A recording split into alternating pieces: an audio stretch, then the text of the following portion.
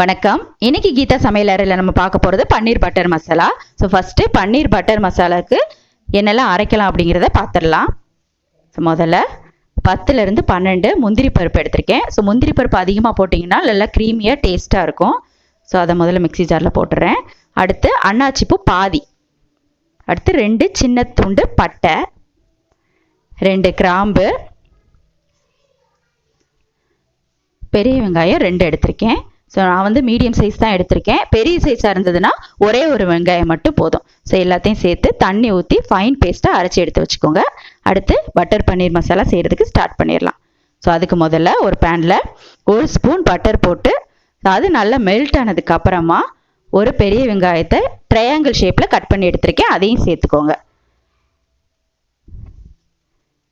So போட்டுட்டு வதக்கிடுங்க. So இது வந்து ஓரளவு வதங்கணும். ஸோ வதங்கினதுக்கு அப்புறமா பச்சை மிளகாய் 1 கீரி எடுத்திருக்கேன், அதையும் சேர்த்துக்கலாம்.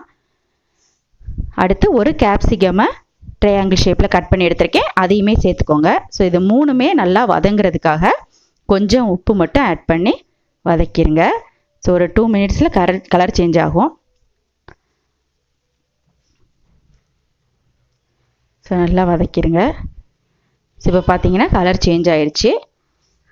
ஸோ இப்போ வந்து 3 ஸ்பூன் இஞ்சி பூண்டு பேஸ்ட் வந்து நான் சேர்க்குறேன். ஸோ இஞ்சி பூண்டு பேஸ்ட் வந்து அந்த பச்சை வாசனை போகிற வரைக்கும் நல்லா வதக்கிக்கோங்க. ஸோ இப்போ வந்து நல்லா வதங்கிருச்சு. அடுத்து முதல்ல அரைச்சி வச்சோம் பார்த்தீங்களா, வெங்காயம், முந்திரி பருப்பு, கிராம்பு, பட்டையெல்லாம் போட்டு, ஸோ அந்த பேஸ்ட்டை வந்து இப்போ ஆட் பண்ணிடுங்க. ஸோ இதுவுமே நல்லா வதங்கணும், வெங்காயத்தோட அந்த ரா ஸ்மெல் வந்து போகணும். ஸோ அது வரைக்கும் நல்லா வதக்கிடுங்க.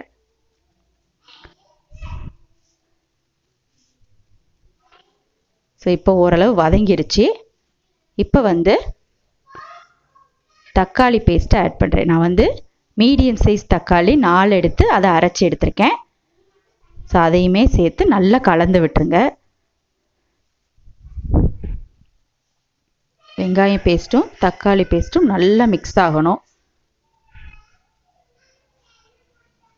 ஸோ இப்போ ஓரளவு நல்லா மிக்ஸ் ஆயிடுச்சு. இப்போது காஷ்மீரி சில்லி 1.5 ஸ்பூன் போடுறேன்.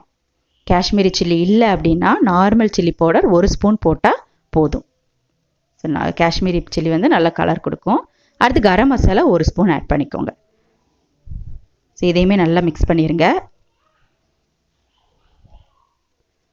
ஸோ இப்போ வந்து தக்காளி பேஸ்ட்டு, வெங்காயம் பேஸ்ட்டு, அதுக்கப்புறம் அந்த மசாலா எல்லாம் நல்லா வேகணும்.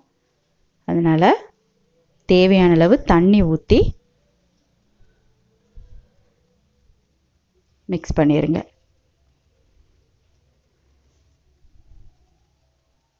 ஸோ அடுத்து கொஞ்சம் உப்பு சேர்த்துக்கோங்க. ஏன்னா ஃபஸ்ட்டு நம்ம கொஞ்சம் தான் சேர்த்தோம், இப்போ தேவையான அளவு சேர்த்துட்டு இதையுமே நல்லா மிக்ஸ் பண்ணி மூடி போட்டு ஒரு 5 நிமிஷம் வேக வைக்கணும். ஸோ இப்போ 5 மினிட்ஸ் ஆயிடுச்சு. ஸோ பார்த்தீங்கன்னா தெரியும், கொஞ்சம் கட்டி ஆயிடுச்சு, கலர் சேஞ்ச் ஆயிடுச்சு. அதே மாதிரி அந்த பச்சை வாசனை எல்லாமே நம்மளுக்கு போயிடுச்சு. ஸோ நல்லா மிக்ஸ் பண்ணிடுங்க. இப்போவும் அடுத்து கொஞ்சம் பட்டர். ஸோ ஃபஸ்ட்டு 1 ஸ்பூன் வந்து ஆட் பண்ணோம், இப்போ வந்து செகண்ட் டைம் வந்து பட்டர் ஆட் பண்ணியிருக்கோம். ஸோ எவ்வளோ பட்டர் ஆட் பண்ணுறோமோ அவ்வளோ டேஸ்ட்டாக இருக்கும். ஸோ பட்டரையுமே நல்லா மிக்ஸ் பண்ணி விட்டுருங்க. இப்போ எல்லாமே நல்லா வெந்துருச்சு. இந்த டைமில் வந்து நம்ம பன்னீர் சேர்த்துடலாம். நான் வந்து 200 கிராம் பன்னீரை வந்து க்யூப் ஷேப்பில் கட் பண்ணி எடுத்திருக்கேன். நான் சொன்ன மெஷர்மெண்ட் எல்லாம் 200 கிராம் பன்னீருக்கு தான். ஸோ இதே அளவு போட்டிங்கன்னா கரெக்டாக இருக்கும். இப்போ பன்னீர் மட்டும்தான் நம்மளுக்கு வேகணும். மசாலாவோட பன்னீரை நல்லா மிக்ஸ் பண்ணிவிட்டு, ஸோ இப்போ மிக்ஸ் பண்ணியாச்சு. இப்போ ஒரு மூடி போட்டு ஒரு 2 நிமிஷம் மட்டும் வேக வச்சா போதும். இப்போ 2 நிமிஷம் ஆயிடுச்சு. ஓப்பன் பண்ணி பார்த்தீங்கன்னா பன்னீருமே நல்லா வெந்துருச்சு, கொஞ்சம் கட்டி ஆயிடுச்சு. ஸோ குக் பண்ணி முடித்ததுக்கப்புறம் இன்னும் கொஞ்சம் நம்மளுக்கு கட்டி ஆகும். ஸோ அதனால் முதலே தேவையான அளவு தண்ணி வந்து ஆட் பண்ணிக்கோங்க. இப்போ வந்து லாஸ்ட்டாக சுகர் வந்து 2 ஸ்பூன் சேர்க்குறோம்.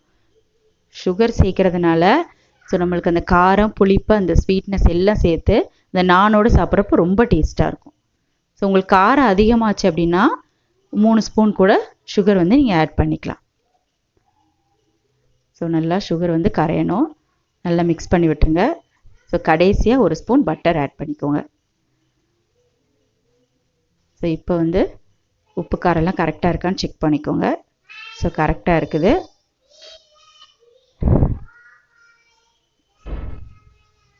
அடுத்து லாஸ்ட்டாக கட் பண்ணி வச்சுருக்க கொத்தமல்லி தூவி இறக்கிற வேண்டியதுதான்.